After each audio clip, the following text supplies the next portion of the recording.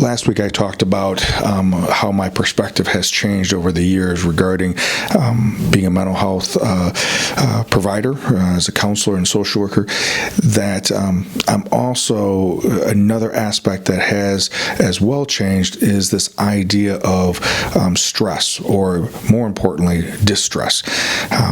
Very much believe that we don't want to be without stress, because if we are without stress, that is when we don't have the opportunity for growth, where atrophy will set in.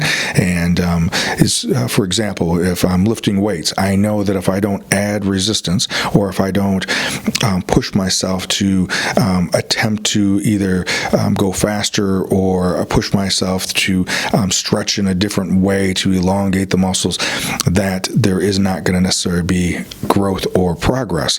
So stress isn't necessarily the bad thing, but this idea of distress is the term, or the stress that has the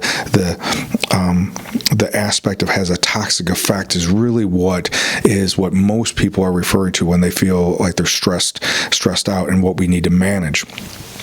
The element, what we need to look at is, where does this all begin?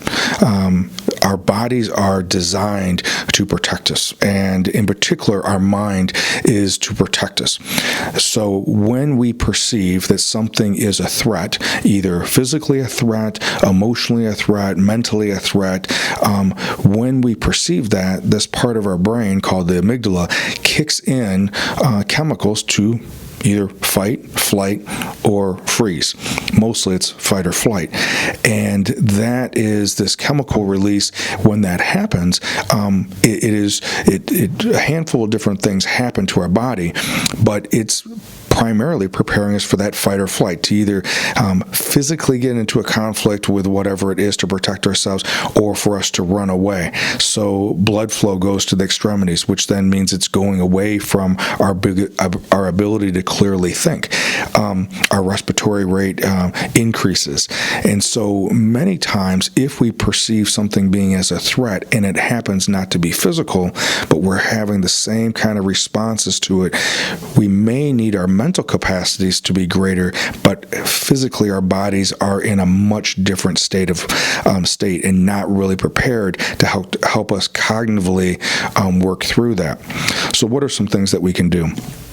Well, number one, I think we need to look at, what are these things that are causing me distress. I know for me, sometimes it is that I have, or I perceive that I have too many things on my plate, too many things on my schedule, and I need to break those things down and categorize those things, and look at the ones that I need to prioritize to tackle first, and then develop a plan for those things. That's one element that I may be able to do, is just get some order to all the things that are going on in my head. So maybe writing those things down will be the key thing for me to do, and then prioritizing it from there. After that, I may need to set up a strategy of how to be more, use some discernment on what to say no to, and then what to be able to say yes to. In other words, I may have to say no to do something and delegate that to someone else, asking for help, which then leads to this idea of giving another perspective, going to the right person. We all have individuals in our life that if we know that if we go to them when we are upset, that we end up getting more upset when we go to them. They may be great fans of us, and they may love us and care for us, but we know that because of them being more of a cheerleader and a support than necessarily a guide, we may get in more of a frenzy. But then we have other individuals in our life who, when we approach them and when we talk to them, they give us a sense of guidance and sense that we're not alone, and we're then able to navigate and start developing a strategic plan. So when we perceive that we're feeling threatened, our amygdala is going to be kicking out these chemicals. What things can I do? I know for me, I have to step back, take a breath, slow down, look at all the things that may be on my plate, If it's a mental and emotional thing, look at all the things on my plate, write those things down, prioritize those things, and then look at developing a plan, and then also asking for help with that plan and seeing if I can get a broader perspective by getting the assistance from someone else.